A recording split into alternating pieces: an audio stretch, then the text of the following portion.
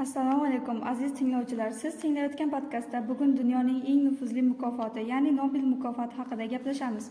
Bu mukofot shunchaki ilmiy yutuq emas, balki insoniyat oldidagi eng katta muammolarga topilgan yechimdir. Tibbiyotdan tortib fizika va kimyogacha, tinchlik va iqtisodiyotgacha bugungi laureatlar kasalliklarni davolash, kvant texnologiyalarini rivojlantirish, iqlim o'zgarishiga qarshi kurashish va demokratiyani mustahkamlash ustida ishlamoqda. Keling, ularning ishlari dunyoni qanday o'zgartirayotganini birgalikda ko'rib chiqamiz.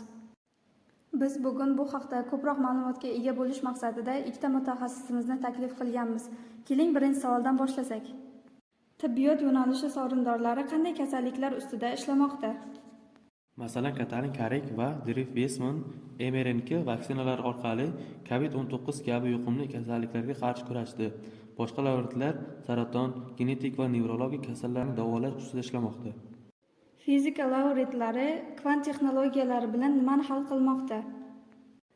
Alan Aspect va hamkasblari kvant chalkashuvi ustida ishlagan. Bu kashfiyotlar xavfsiz aloqa, kuchli kvant kompyuterlar va mukammal shifrlash tizimlarini yaratishda xizmat qiladi. Kimyo yo'nalishidagi yangi materiallar atrof muhitga qanday foyda beradi?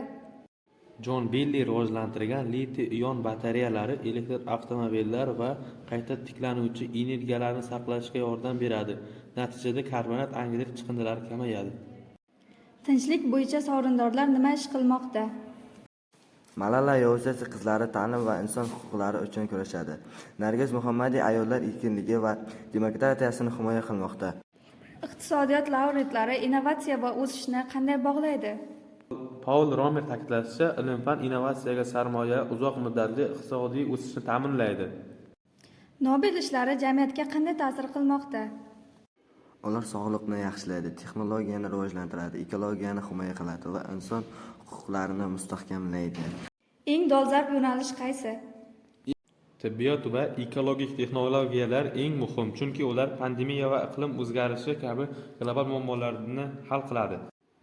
Bugungi Nobel sovrindorlari bizga bir narsani eslatadi. Ilm-fan va g'oya dunyoni o'zgartira oladi. Ularning kashfiyotlari sog'liqni saqlashni yaxshilaydi, texnologiyalarni tezlashtiradi, atrof muhitni himoya qiladi va jamiyatda adolat hamda barqarorlikni mustahkamlaydi.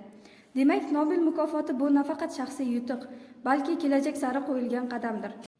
Nobel mukofoti yo'nalishlariga nazar tashlasak, bitta umumiy haqiqatni ko'ramiz.